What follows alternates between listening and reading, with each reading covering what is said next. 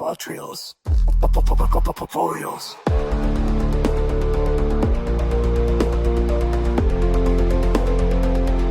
Fotocontorios. Revolucionando o conhecimento científico. Olá, bem-vindos de volta ao Pod Trials. É ótimo ter a nossa audiência fiel por aqui, para mais uma conversa animada. Hoje o papo é sobre um tema, olha, que sempre dá o que falar na cirurgia cardíaca.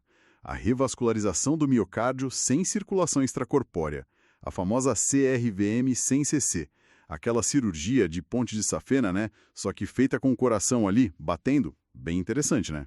E a gente vai mergulhar numa discussão de altíssimo nível que rolou no ISCAS, a Sociedade Internacional de Cirurgia da Artéria Coronariana. E olha, o pessoal que estava lá, só fera. Dr. David Taggart, Dr. John Puskas, Dr. Gianluca Torregrossa e também uma turma mais jovem, muito talentosa, trazendo a experiência deles, tipo Dr. Chase Brown, Dr. Lee West, Dr. Cristo Kuruv, Dr. Gabriel Olivares. Então, a nossa missão aqui é destrinchar o que foi dito, sabe? Entender os prós, os contras, os desafios e para onde essa técnica está indo. Prontos? Vamos nessa análise então? Bom, para começar, né? Para todo mundo ficar na mesma página, qual que é a grande diferença? O que é essa tal de CRVM sem CC ou OPLAB, como o pessoal fala em inglês? Basicamente, na cirurgia que a gente chama de tradicional, a um pump, o coração é parado e o sangue desviado para uma máquina coração-pulmão. Ela faz o trabalho dos dois órgãos. Certo. Já na OPCAB, ou off-pump, a cirurgia é feita com o coração batendo mesmo. O cirurgião usa uns equipamentos especiais, uns estabilizadores, para deixar quietinha só a área da artéria onde ele vai fazer a ponte, a costura. Entendi. Quer dizer, o resto do coração continua trabalhando normalmente. Exatamente. E é curioso ver como a visão sobre a OPCAB mudou com o tempo, né? O Dr. Torregrossa até comentou isso na discussão. Uns 15 anos atrás, ela era vista quase como, assim, o futuro absoluto, a técnica top. Depois, teve uma fase de mais ceticismo. Por quê? Principalmente por causa de uns estudos grandes, randomizados, que saíram e que, na média, não mostraram um benefício tão claro assim para todos os pacientes, sabe? E aí é que a coisa fica boa na discussão do ESCAS, né? Porque os próprios especialistas que estavam lá, muitos deles pioneiros na técnica, eles começaram a questionar esses estudos antigos, a metodologia deles. Apontaram falhas que podem ter, digamos assim, mascarado os resultados. Exato. Falhas no desenho, no tipo de paciente incluído, na experiência dos cirurgiões, várias coisas. E o que a gente vê agora é tipo um renascimento do interesse. Talvez mais direcionado, e uma nova geração de cirurgiões abraçando a técnica. Isso, um interesse mais focado, talvez. O que leva à pergunta: se ela é mais difícil, por que insistir? Quais são as vantagens que fazem valer a pena? Um ponto que apareceu bastante na conversa foi a recuperação. O Dr. Puskas, por exemplo, falou que os pacientes da OPCAB parecem se recuperar mais rápido na UTI. Sim, recuperação mais ágil e, um ponto muito importante, usam menos sangue, precisam de menos transfusão. Ele até citou o caso das testemunhas de Jeová, né? Para eles isso é fundamental. Fundamental, mas o argumento central, eu diria, é evitar os riscos da própria máquina coração-pulmão. O Dr. Puskas foi bem claro, evitar qualquer morbidade ou risco que a máquina traz. Que tipo de risco? Olha, é evitar ter que mexer na aorta para colocar as cânulas, evitar clampear a aorta inteira, evitar que o coração todo fique sem sangue por um tempo, evitar esfriar e reaquecer o corpo. Entendi. Tudo isso, quando você evita, pode diminuir a chance de complicações sérias, problema nos rins, aquela resposta inflamatória gigante que a máquina causa e o mais temido, talvez, o risco de AVC. E essa redução de risco é para todo mundo igual ou tem grupos que se beneficiam mais? Boa pergunta. Parece que o benefício é maior quanto maior o risco do paciente para a cirurgia com a máquina. O Dr. Taggart foi muito enfático sobre a aorta em porcelana. Aquela aorta super calcificada, dura mesmo. Mexer numa aorta, assim, para canular, para clampear, é muito perigoso. Ele mesmo perguntou lá: quem vai dizer que é seguro fazer isso? Não é. Faz sentido. Para esses pacientes, a OPCAB, especialmente se feita com a técnica no touch, sem tocar na aorta, vira quase uma obrigação para diminuir o risco de soltar alguma placa e causar um AVC. Entendi. Quase mandatório, então. Teve mais exemplos de pacientes de alto risco? Sim, teve sim. O Dr. Cristo Kurov trouxe um ponto super relevante sobre pacientes com problema sério no fígado, tipo cirrose. Ele citou um estudo do grupo do Fisobaking que mostrou que só de ligar a máquina, nesses pacientes, a mortalidade já quadruplicava. Um impacto enorme. Nossa. E a experiência na instituição dele confirmou isso. A OPCAB parece ter um efeito protetor nesses casos, especialmente se o paciente tem um score MELD-X alto, que mede a gravidade da doença no fígado e rim. Esses pacientes vão muito sensíveis aos efeitos da máquina, sabe? Problemas de coagulação, acúmulo de líquido. Então, o grande lance talvez não seja dizer que a OPCAB é melhor para todo mundo, como se pensava lá atrás, mas sim que ela tem vantagens cruciais, talvez insubstituíveis, para certos grupos de pacientes mais graves, é isso? Exatamente. É um benefício mais direcionado, mas muito significativo para esses nichos. E tem outra coisa importante que eles bateram muito na tecla. O quê? A OPCAB como uma habilidade essencial para o cirurgião cardíaco moderno. É a base para o futuro. Como assim para o futuro? Para fazer cirurgias menos invasivas, sabe? Aquelas com cortes menores, a Mix-CABG. Para cirurgia robótica de coronária. Para fazer a revascularização só com artérias usando a técnica no-touch. Para tudo isso, dominar o OPCAB, saber operar com o coração batendo é pré-requisito. O Dr. Chase Brown até contou um conselho do mentor dele, o Mark Well. Qual? Que você tem que aprender a fazer o OPCAB dormindo antes de tentar fazer por um buraquinho. É a base técnica mesmo. Entendi. Mas como a gente falou, não é fácil. A discussão também foi bem aberta sobre as dificuldades, né? Com certeza, o Dr. Puskas disse, exige mais cuidado, mais atenção aos detalhes e uma sintonia perfeita da equipe. Afinal, operar num campo que está se mexendo é mais desafiador. E a curva de aprendizado? Essa parece ser a questão-chave, né? As experiências que eles contaram foram bem diferentes. Foram mesmo. O Dr. Kriston Kurov, por exemplo, deu sorte. Ele começou num lugar onde todo mundo já fazia OPCAB, então foi mais natural para ele aprender. Mas nem todo mundo tem essa sorte, né? Não mesmo. O Dr. Lee West, o Dr. Chase Brown, o Dr. Gabriel Olivares, eles contaram a batalha que foi para implementar ou fortalecer o programa de OPCAB onde eles trabalhavam. Tiveram que vencer a desconfiança de alguns colegas e, principalmente, treinar todo mundo. Anestesista, instrumentador, assistente, até o perfusionista que tem que estar pronto para entrar com a máquina rápido se precisar converter. Essa questão da equipe parece ser o ponto crítico, então. É fundamental.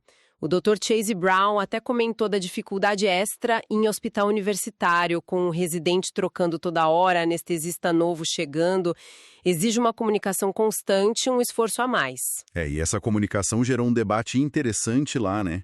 Entre o Taggart e o Puskas. Sim. O Dr. Taggart disse que prefere quase silêncio na sala, sinal de que a equipe está tão entrosada que nem precisa falar muito. Já o Dr. Puskas, que talvez trabalhe mais com equipes variadas, defende uma comunicação mais explícita, constante, para garantir que está todo mundo seguro e na mesma página. Duas visões diferentes. Talvez dependa do lugar, da equipe. Provavelmente. Não tem uma resposta única. O Dr. Lee West contou uma coisa interessante sobre a experiência deles no início. Sim, que no começo eles tinham mais casos que precisavam converter para cirurgia com bomba. Principalmente em pacientes com coração mais fraco. Mas isso mudou. Mudou.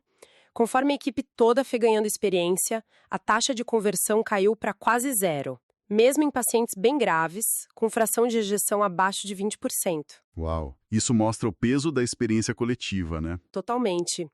E lembra daquela analogia que o Dr. Torregrossa usou, citando o Dr. Gino Gerosa? Lembro. Que na OPQB, quem rala mais é o anestesista, para manter o paciente estável. Isso. E na cirurgia com bomba, a pressão maior fica no perfusionista, controlando a máquina. Mostra como os papéis mudam. Bem legal. E antes da gente ir para as dicas técnicas, vale voltar rapidinho na crítica aos estudos antigos. Por que eles são tão questionados? Bom, os especialistas lá no ISCAS apontaram várias coisas. Muitos estudos incluíram pacientes de baixo risco. Nesses casos, a diferença entre OPQB e com bomba já seria pequena de qualquer jeito, porque os resultados das duas costumam ser bons. Certo. Mas teve problema mais sério de método também, né? Sim. O Ruby Trial, por exemplo, que foi feito em hospitais de veteranos nos Estados Unidos, foi muito criticado porque incluíram cirurgiões com pouquíssima experiência em OPQB. Tipo, 20 casos na vida. Nossa, muito pouco. E ainda deixaram residentes fazerem partes importantes da cirurgia. Isso não reflete a prática de um especialista, né? Com certeza não. O próprio ART Trial, que o Dr. Taggart liderou para comparar enxertos arteriais, teve problema. Alguns cirurgiões não seguiram o protocolo direitinho. Então, o argumento é que essas falhas podem ter escondido os benefícios reais da OPCB, especialmente quando feita por quem sabe e nos pacientes certos. Entendido. Essa contextualização é importante. Então vamos lá. Vamos entrar nos segredos da técnica. Como é que eles fazem para operar, principalmente na parte de trás e do lado do coração, que chamaram de calcanhar de Aquiles? Pois é. Expor a parede lateral inferior sem deixar o paciente ficar instável é o grande desafio. E aí eles compartilharam várias manobras, várias dicas e truques. As suturas pericárdicas profundas que o Dr. Puskas e o Dr. Chase Brown descreveram são clássicas. Ajudam a levantar e girar o coração. Tem que dar os pontos bem lá atrás no saco pericárdico. E a outra técnica que o Dr. Torregrossa mencionou. Ele disse que prefere usar uma compressa úmida atrás do coração, acha mais rápido e que causa menos arritmia do que as suturas profundas. Mas a regra é sempre a mesma. Manipular o coração devagar, com delicadeza. E o marca-passo. Usar para acelerar o coração, isso me pareceu estranho. Acelerar um coração que você quer que fique quieto. Parece estranho, né? Mas a explicação do Dr. Puskas e do Dr. Torregrossa faz sentido. Aumentar a frequência para uns 80 batimentos pode deixar o coração um pouquinho menor, porque ele enche menos. Isso pode melhorar a estabilidade e dar mais espaço para trabalhar lá dentro. Além disso, tem as manobras com a mesa cirúrgica. Inclinar para baixo, Trendelenburg, girar para o lado, ajuda a posicionar o coração. E os estabilizadores, claro. Claro, esses são essenciais. O octopus, o starfish, eles seguram firme só aquele pedacinho da artéria onde vai ser feita a costura. Teve uma dica do Taggart sobre a preparação inicial que pareceu bem forte. Sim. Aquela de abrir bem a pleura direita e cortar o pericárdio longitudinalmente quase até o nervo frênico. Mas com cuidado para não machucar o nervo, claro. E o que isso faz? Segundo ele, isso permite que o coração caia para dentro do lado direito do tórax. E aí a parede lateral fica quase tão fácil de acessar quanto a da frente. Em 90% dos casos, ele disse. Muda completamente a exposição. Que interessante. E para aqueles casos muito difíceis? Coração gigante, muito fraco. Aí o Dr. Cristo Kurov mencionou a possibilidade de usar um suporte circulatório temporário, tipo o Impella, uma bombinha que ajuda o coração a bombear o sangue. Coloca no início para garantir estabilidade. Entendi. Soluções para tudo. E a outra parte crítica. Ligar as pontes na aorta, a tal anastomose proximal. Como fazer isso sem mexer demais na aorta, sem fazer aquele queijo suíço? Outro ponto crucial. O ideal, o santo graal, como disse o Dr. Chase Brown, é nem tocar na aorta ascendente, fazer a revascularização só com artérias, tipo as duas mamárias. Elas já têm o fluxo delas, não precisam ligar na aorta. É o no touch. Mas nem sempre dá para fazer só com artéria, né? Precisa usar veia safena às vezes. Exato. E aí tem que ter cuidado ao mexer na aorta. Existem uns aparelhos, tipo o Heartstring, que permitem pinçar só um pedacinho da aorta, isolar uma bolinha para costurar a veia, sem parar o fluxo para o corpo todo. E a tal técnica pigback? Como é isso? Essa é bem engenhosa para diminuir os furos na aorta. O Dr. Chase Brown e o Dr. Lee West explicaram. Eles ligam uma segunda ponte, pode ser uma artéria radial ou outra veia, direto na parte inicial de uma ponte de veia que já está ligada na aorta. Assim, um furo só na aorta serve de origem para 2 ou mais pontes irem para o coração. Bem inteligente. Realmente. O Dr. Torregrossa mencionou outro aparelho também, né? O Enclose. Isso, o Enclose. Ele disse que ajuda a manter o campo mais limpo, sem sangue, na hora de fazer a costura na aorta. O que é bom para evitar sangramento, especialmente em pacientes como as testemunhas de Jeová. Nossa, quanta técnica, quanto detalhe. E antes de fechar o paciente, tem mais alguma checagem importante? Tem sim. E essa o Dr. Taggart bateu muito na tecla. Medir o fluxo dentro de cada ponte que foi feita. Usar o TTFM, que é tipo um ultrassom que mede o fluxo. E fazer isso antes de fechar o peito. Por que isso é tão importante na OACCAB? Porque se você pega uma ponte que não ficou boa, que o fluxo tá ruim, você pode refazer ali na hora. Sem ter que voltar para a máquina, sem ter que reoperar depois. É uma vantagem enorme. O Dr. Torregrossa até contou que já refez várias pontes por causa do fluxo ruim no TTFM. E o resultado foi ótimo. Mostra como essa checagem é valiosa. Depois dessa conversa toda, fica claro que a cirurgia de coronária não está parada no tempo, né? Aquela frase do Puskás, ela não pode ficar onde estava em 1975. Faz todo sentido. E a OACCAB parece ser chave para essa evolução. Concordo totalmente. Ela não é só uma opção. Ela é a base, a plataforma técnica que permite ir além. Permite fazer só com artéria, fazer minimamente invasivo, fazer com robô. A discussão lá no ISCAS soou como um chamado mesmo, para mais centros, mais cirurgiões investirem nisso. Afinal, doença coronária ainda é o que mais mata no mundo, né? Verdade. E os benefícios podem ir além de sobreviver ao não ter AVC. Tem a esperança de que evitar a máquina possa ajudar na recuperação do cérebro, evitar aquele pump head, sabe? Aquela lentidão, confusão que às vezes acontece depois da cirurgia. Essa troca de ideias lá no ISCAS entre os mais experientes e os mais jovens mostrou uma vitalidade muito grande na área, né? Um comprometimento. Sem dúvida. E eventos como aquele Congresso Internacional Coronário, o ICC, que eles mencionaram que vai ser em Nova York em 2025, são fundamentais para isso, para espalhar o conhecimento, para colaborar. E assim a gente fecha essa nossa análise aprofundada de hoje aqui no Pod Trials. Foi uma exploração bem completa da CRVM sem SEC, direto da fonte, com as ideias de quem realmente entende do assunto. Fica a pergunta, né?